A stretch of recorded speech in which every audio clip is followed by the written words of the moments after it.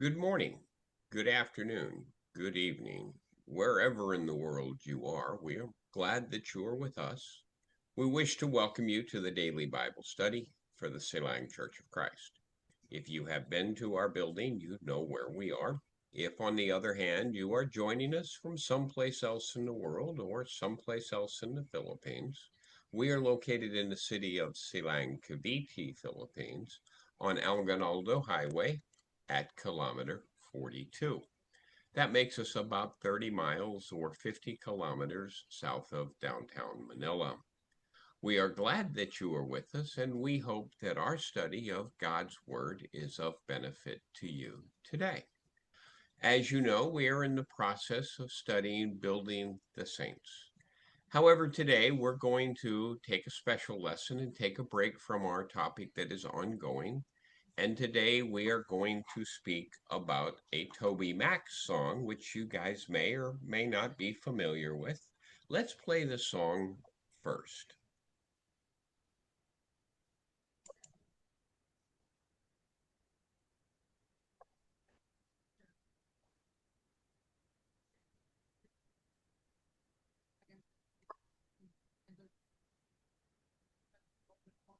If the sound doesn't come through, please tell me.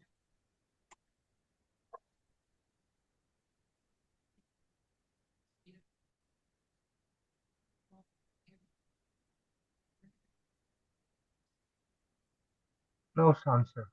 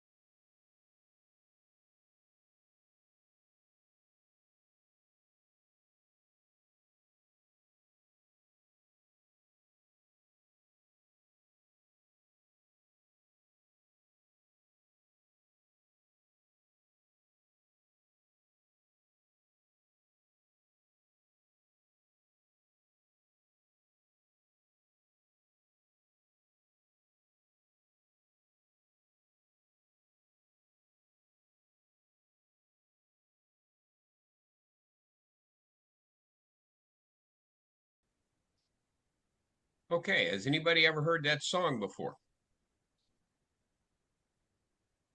No. And just in case you didn't know it already, yes, I pay a lot of attention to music and I listen to all different kinds of music. That's a song that I'm familiar with because it's important. The words we say every day. For some of us, this is a bigger struggle than for others. You see, every single day, thousands of words come out of your mouth. You may send text to a friend. You may talk to family members at home. You may answer coworkers at work. You may post a quick thought on social media. Speech feels fast and easy. Why? Because talking requires very little physical effort. People often assume that words disappear into the air immediately after they speak them. This assumption is entirely wrong. Words do not fade away. Once spoken, sentences stay in the listener's memory for months, years, and sometimes decades. Toby Mac wrote his song, Speak Life, because he noticed how easily humans hurt each other with their speech. Life sometimes feels heavy, cold, or lonely for many people around us. A single mean comment ruins someone's mood for an entire morning or afternoon or maybe whole day. On the other hand, an honest compliment gives a tired person courage to keep going. Think about it. When someone criticizes your personal effort, you feel heavy, you feel small, and you feel defeated. Now remember a moment when a friend thanked you for being helpful. You felt light, you felt happy, and you felt confident. That simple contrast shows a permanent reality. Your tongue holds real power over the health and the joy of people standing next to you. Our rule should be filter everything you say. The rule is simple to understand, but it requires practice to use every day.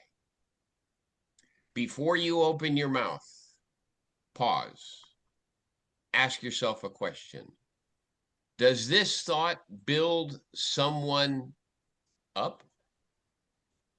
If the answer is yes, speak it clearly. If the thought is negative, critical, or possible to cause hurt, keep it to yourself. Why should we keep our negative thoughts inside of us? Because spoken words are like arrows or bullets. Once they are shot from a bow or a gun, you cannot pull that arrow or that bullet back. Apologies may help mend broken feelings later, yet the mark, the scar, remains. Proverbs chapter 21, verse 23. Proverbs 21:23. Rochelle?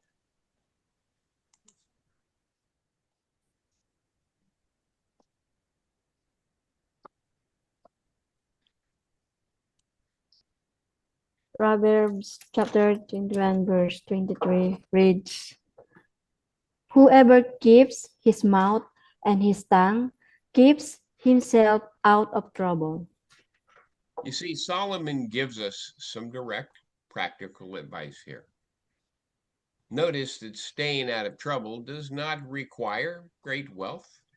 It does not require high intelligence, nor does it require political power. It simply requires keeping your mouth shut when a bad thought enters your mind. When you keep negative feelings inside of you, you protect your own peace and you prevent unnecessary arguments or fights with others. Silence protects you from future regret. So when should you speak up?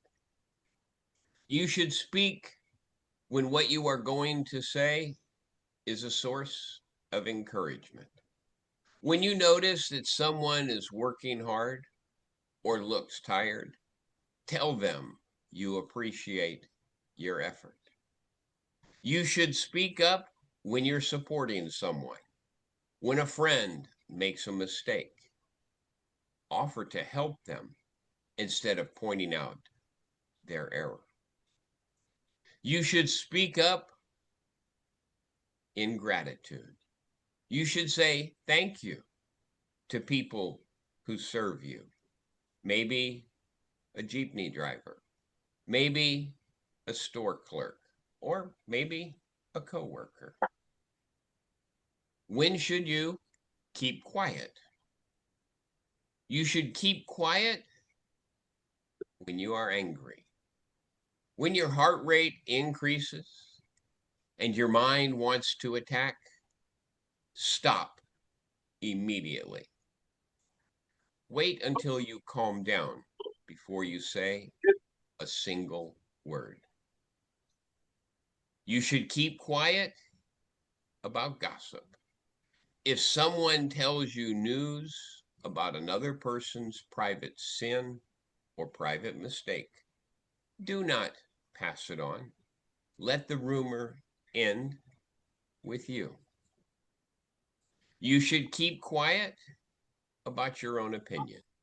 You might dislike someone's new clothes or their new haircut.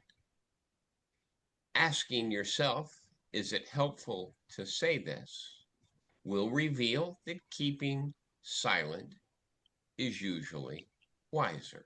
Now, in the song Toby Mac's Speak Life, Toby describes people walking through dark places.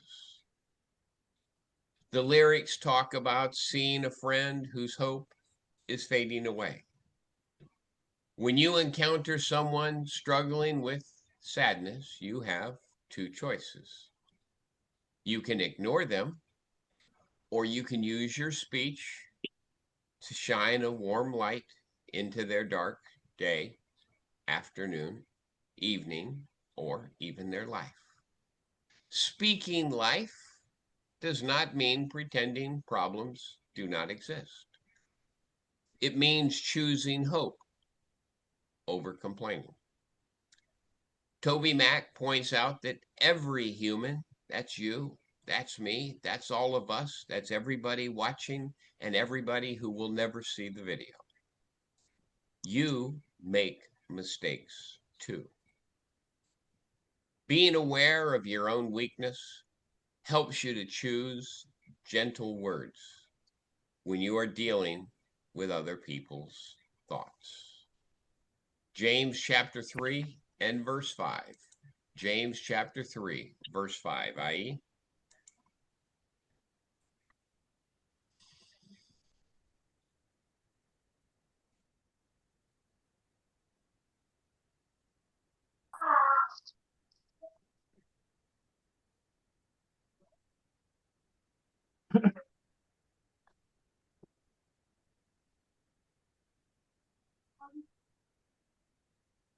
James chapter 3, verse 5.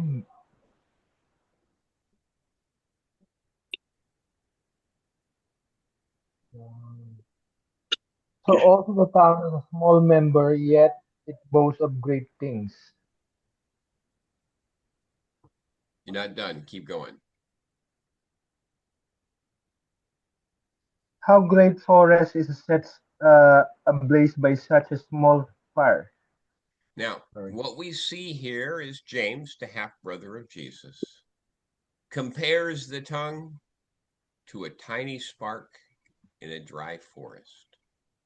One small match can destroy That's what you did. thousands of green acres in a few hours.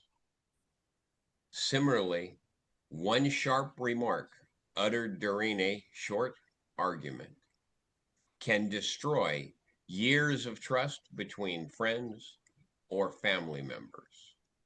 Small parts of the body create massive consequences. Proverbs chapter 12 and verse 18, Eileen. Proverbs chapter 12 and verse 18.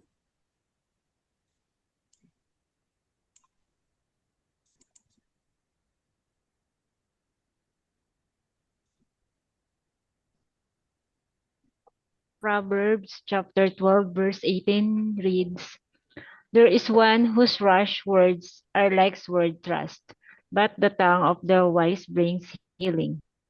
You see, Solomon compares careless words to real stabs from a sword. A quick, sarcastic joke might seem funny to you, but it pierces a listener's heart like a sharp blade. Wise people use their tongue like medicine instead. They offer statements that heal existing wounds rather than creating new ones. Ephesians chapter 4, verse 29, Giselle.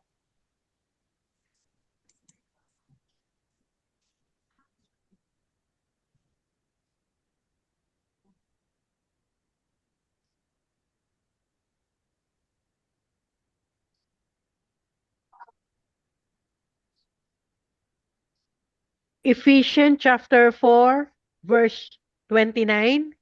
Let no corrupting talk come out of your mouth, but only such as is good for building up, at as fits the occasion, that it may give grace to those who hear. Now, the Apostle Paul uses construction language in this passage. Words should act like strong beams that support a heavy building. Before speaking, check if your sentence adds stability to the listener or weakens their foundation. If the word rots or destroys the structure, do not let it get past your teeth. Proverbs chapter 10 and verse 19. Proverbs chapter 10, verse 19, Furley.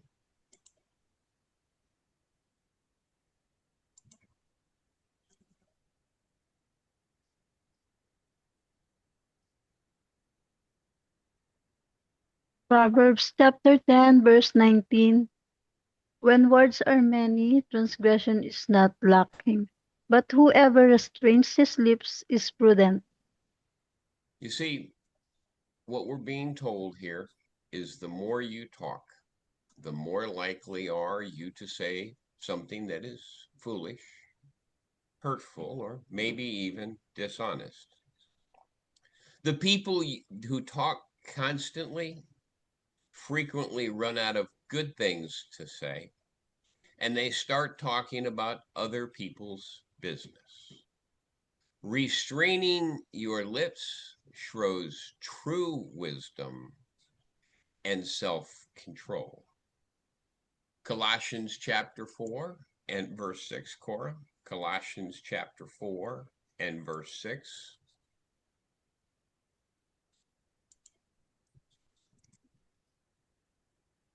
Colossians chapter 4, verse 6. Let your let your conservation be always full of grace, and season it with salt, so That's that not you may. hold on. That's not conservation, it's conversation. Oh, hang on. conversation. Okay, yeah, it's dark in here.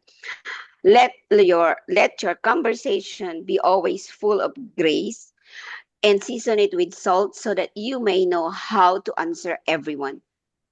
Think about what the Apostle Paul said in his letter to the church in Colossae. Salt. Salt improves the taste of food and it prevents meat from going bad. In the same way, gracious speech makes conversations pleasant and healthy. When you season your words with grace, people feel respected when they listen to you talk. Matthew chapter 12 and verse 36. Vanessa?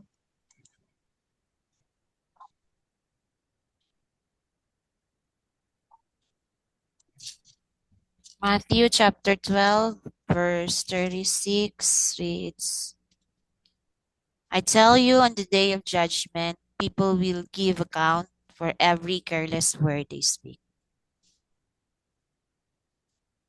On the day of judgment, people will give an account for every careless word they speak. Who's talking in Matthew chapter 12 and verse 36? Jesus is. And he gives us a serious warning. He reminds us that God hears every sentence that we whisper. He sees every text that we send, and he hears every shout that comes from our mouth. Careless words are words that are spoken without thinking about their impact. Knowing that God values our words should make us pause before we speak negative comments. Now, we have to deepen the habit of mindful speech. Learning to keep our negative thoughts to ourselves requires training. Your mind naturally wants to react quickly when you feel annoyed, when you feel tired, or when you feel defensive. Transforming your habits takes time, but focusing on simple mental routines will protect your tongue from causing harm. Before negative words escape your mouth, your body gives you warning signals. Your stomach might feel tight. Your mouth might open quickly, or your chest might feel warm with anger. When you feel these physical signs, treat them like a red traffic light. In the US, not in the Philippines. Stop is not a suggestion. Stop talking immediately. Do not speak until your body feels relaxed again. Some people defend their bad speech by saying, I'm just being honest. However, biblical truth is always combined with love and respect. Truth without love is cruelty. You do not need to share every opinion you hold just because it feels true to you in the moment. If your statement tears somebody down without providing a constructive solution, keep it to yourself. Jesus taught us that out of the abundance of the heart, the mouth speaks. If you fill your mind with angry television, with hostile social media, and with constant complaining, your mouth will naturally overflow with negative speech. If you fill your mind with peaceful thoughts, helpful scripture, grateful attitudes, speaking life becomes much easier. So, how do we really do this? Take a 3-second pause before responding to any question or comment, especially during arguments. Count to 3 silently in your head. That brief delay allows your logical brain to catch up with your emotional reaction, and it prevents a rash answer. At the end of the day, check your speech. Take 2 whole minutes to review your conversation and ask yourself, did I say anything today that hurt someone unnecessarily? Did I keep negative thoughts to myself when I felt irritated? Did I overlook an opportunity to encourage a friend or a family member? And then ask yourself, what can I adjust for tomorrow? Replace negative thoughts and negative statements. Practice converting these common complaints into neutral or constructive statements.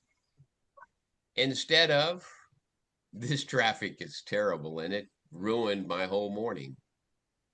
Try, the traffic is slow today, so I will take this extra time to listen to some good tunes. Instead of, my boss gives me too much work, try, I have lots of things to do today, so I will focusing on finish one step at a time. Proverbs chapter 18, verse 21. Ellie, Proverbs 18:21.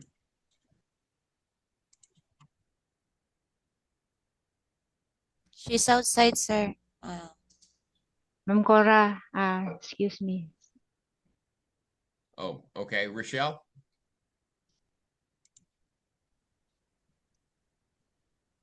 Proverbs chapter 18, verse 21. Giselle. Reads 21.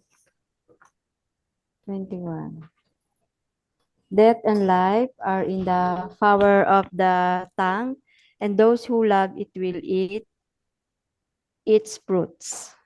So, what does fruits refer to in this context? What does fruits refer to in this context? Fruits. mm,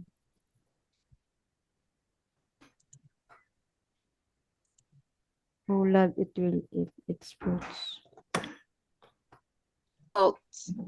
Ano yun? Fruits in the Fruits. context of 18:21 refers to the consequences or the results produced by what you say. Ephesians chapter 4, verse 29. Ephesians chapter 4, verse 29, i.e.,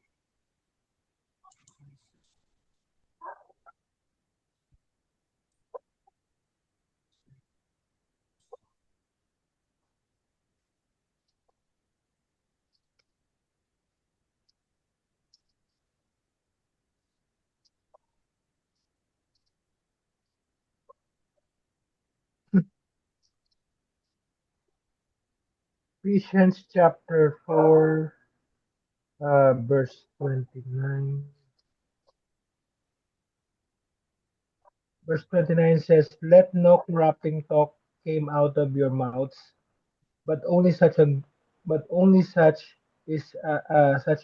is good for building up, as fits the occasion, that it may give grace to those who hear. okay. So when it says, let no corrupting talk, what does corrupting mean? It means like there should be no bad words or hurting words that should be coming out of your mouth. Very good. In this particular case, corrupting talk is language that is harmful, bad, or ruins good relationships. And with that, we'll stop the class for today.